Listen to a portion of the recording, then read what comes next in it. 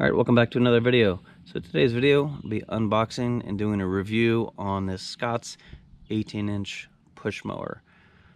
So it doesn't use electric, it does not use gas. The blades are powered by you pushing it. So why did we buy this? So there's a couple reasons. We have a specific application in mind on a hill where this might work pretty well.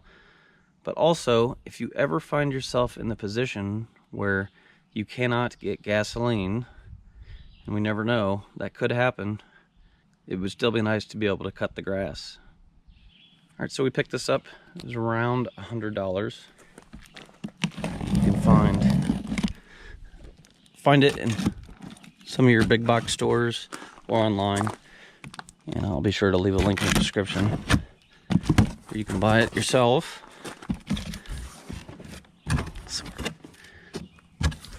So here's what we got when we open the box. Looks like there'll be a little bit of assembly required.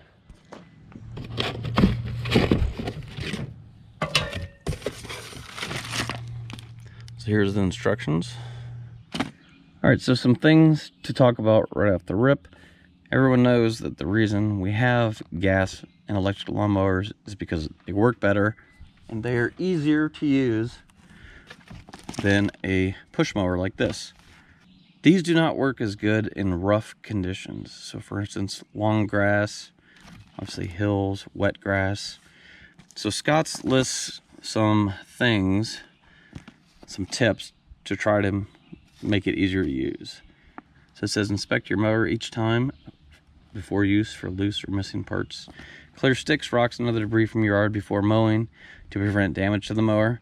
So whereas you might have hit a stick with the push mower and just kind of chewed it up and shot it out, this one won't really work that way.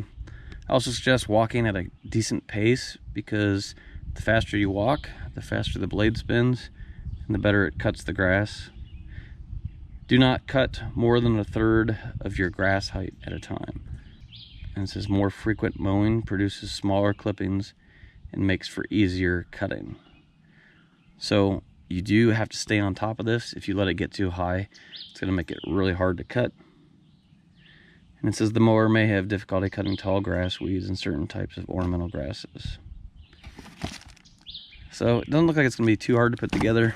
Basically, kind of slide the handle together, puts these bolts and plastic nuts on. Alright, so we've got all the parts laid out on the ground. It's actually pretty easy assembly, it looks like. And here's a diagram, kind of like how it goes. Basically just have to put all those pieces on, and it doesn't look like we'll even really need any tools to do it.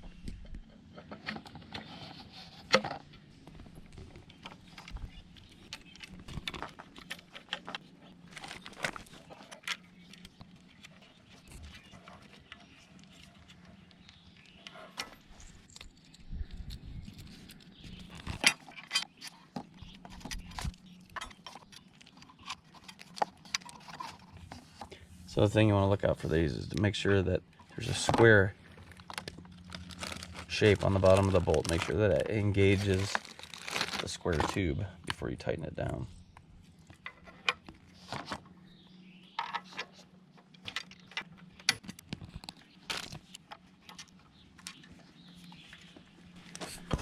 So I'm going to get this top part installed to the bottom here. Get this slid over on this side, and you have to kind of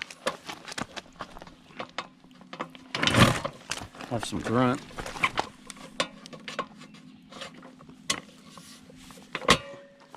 Alright. That's part of the hardest part about the whole thing, is that.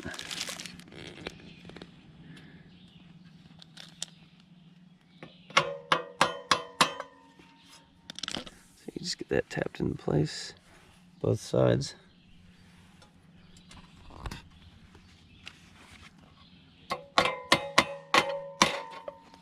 Keeps it from popping off. That's really all there is to putting it together. Alright, so you can see that there is height adjustment built into it. We're going to start off kind of high. So we've got, looks like 3 rungs on both sides. And we've got the grass just rained yesterday, but it's dried out pretty much up here. So I guess we can give it a shot.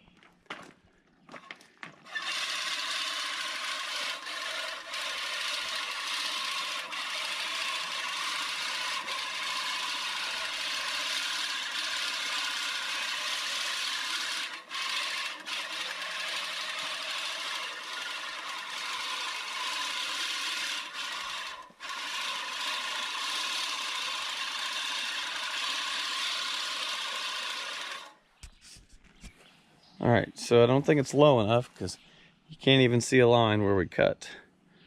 So maybe we'll try to lower it a little bit, see if we can actually see that it's, I mean, we can see that it's cutting the grass, but that it's actually working.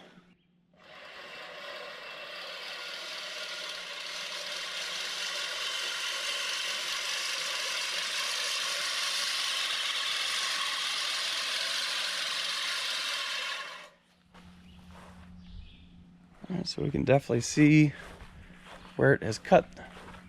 Actually worked pretty darn good. All right, so it works good in grass that's not too tall. Make sure when you move it, you pick it up and carry it and don't push it across a gravel driveway, obviously. So now we're gonna see what it does in a little bit taller grass. All right, so the grass is significantly taller in the backyard here, so we'll see how it does.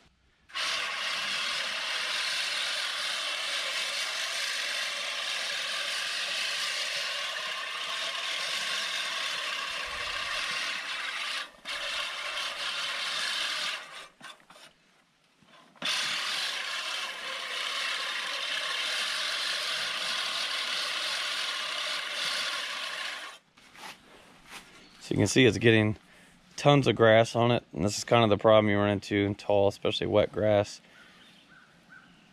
But it is working, but it's definitely not ideal because it's going to start to clog up here. You can see it leaving tall pieces. Yeah, it missed a little bit once it starts getting clogged, but it actually did pretty good through that grass.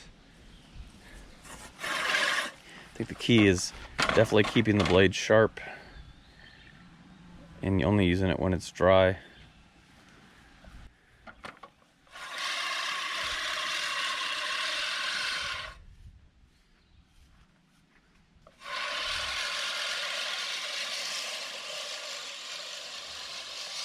I just did a second pass on that strip and it cleaned it all back out perfectly, so that's the worst case scenario.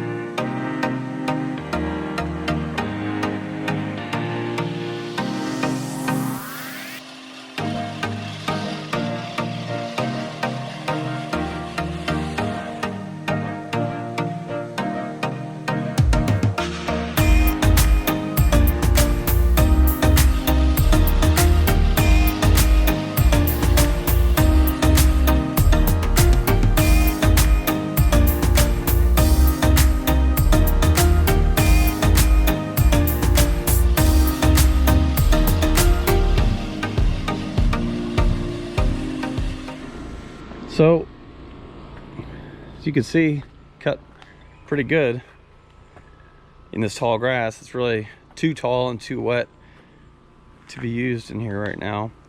Some people complained, if you read the reviews, that it's kind of hard to operate. To us, it's not any harder to push than a regular gas lawnmower, even in tall grass. It's just, you can do it one-handed, it just doesn't work as good.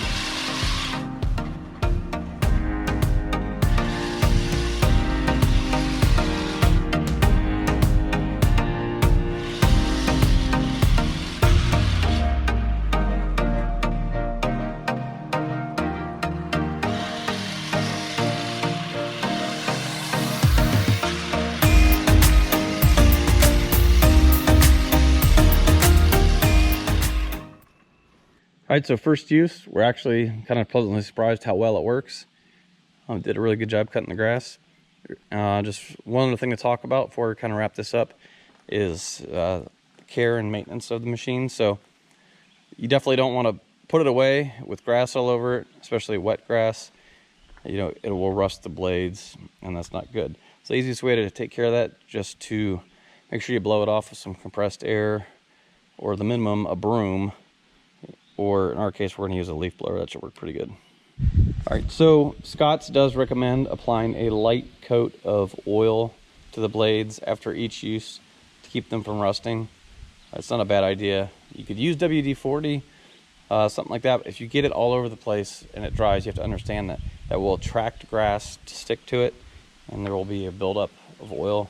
So if anything, just wipe a real light coat of oil right on the exposed part of the unpainted part of the blade. So that pretty much wraps this up. Just wanted to give you a quick unboxing and review of this push mower.